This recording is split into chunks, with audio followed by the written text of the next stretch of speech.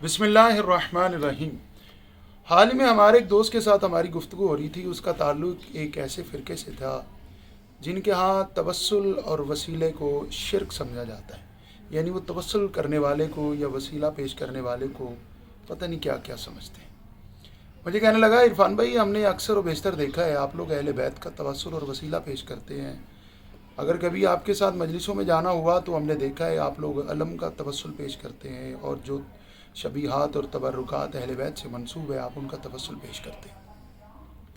آپ کو کیا فائدہ ہوتا ہے اہل بیت کا توسل پیش کرنے سے؟ کبھی اس کا کوئی فائدہ بھی ہوا ہے کہ بس یہ آپ کا ایک عقیدہ ہے؟ میں نے کہا بھائی، بات یہ ہے کہ اہل بیت تو سردار ہیں، دین کے مالک ہیں، راہبر ہیں، ہادی ہیں، اللہ کی حجتیں ہیں۔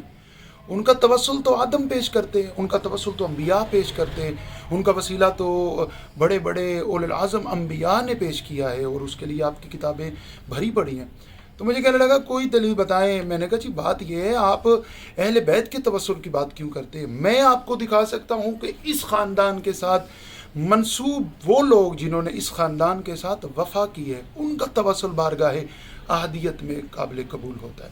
کہنے لگا جی کوئی ہماری کتاب سے حوالہ دیں۔ تو اس وقت میرے ہاتھ میں یہ کتاب ہے المعارف، یہ مسلم ابن قتیبہ کی کتاب ہے۔ حال ہی میں نے ایک ویڈیو بنائی تھی اس سے پہلے، جس میں نے اس کتاب کا حوالہ دیا، اور سبقت لسانی کے سبب میری زبان سے قتیبہ نکل گیا قتیبہ کی جگہ۔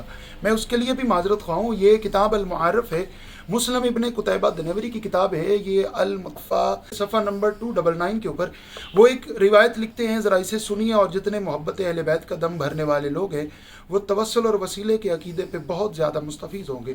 وہ لکھتے ہیں کہ مجاہد کی روایت ہے کہ جب رومیوں کے ہاں بارش نہیں ہوتی تھی تو وہ حضرت ابو ایوب انصاری کی قبر کو کھول دیتے تھے اور ان کے توسل سے بارش کی دعا کرتے تھے، اور خدا ان کی دعا کو قبول کرتا تھا اور بارش برستی تھی۔ مدینے میں آج بھی حضرت ابو ایوب انصاری کی نسل موجود ہے۔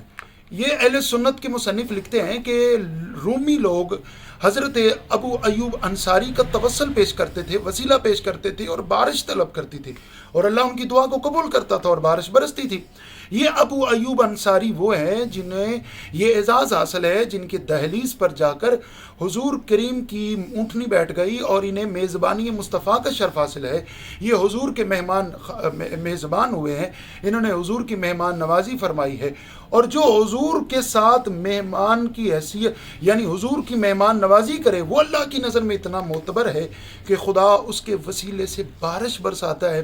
تو خود ہی سوچئے، جو حضور کے جگر کے ٹکڑے ہیں، جو لخت جگر مصطفیٰ ہے، جو خون مصطفیٰ ہے، جو حضور کے کندھوں کے سوار ہیں، ان کا توسل اور وسیلہ اللہ کی بارگاہ میں کتنا معتبر، کتنا عرفہ اور کتنا اعلیٰ ہوگا۔ ابھی انشاءاللہ اگلی ویڈیو میں ہم بتائیں گے کہ حضرت آدم علیہ السلام نے پنج تن پاک کا واسطہ اور وسیلہ پیش کیا تھا، جس کی وجہ سے اللہ نے ان کی توبہ قبول کی تھی۔ یاد رکھیے گا، اہل بیت کا توسل خدا کی نظر میں بڑا معتبر، بڑا افضل اور بڑا اعلیٰ ہے، جبکہ ان کے گھر سے وفا کرنے والوں کا توسل اتنا معتبر ہے۔ تو خود سوچیں کہ مالکوں کا مقام اور مرتبہ کیا ہوگا۔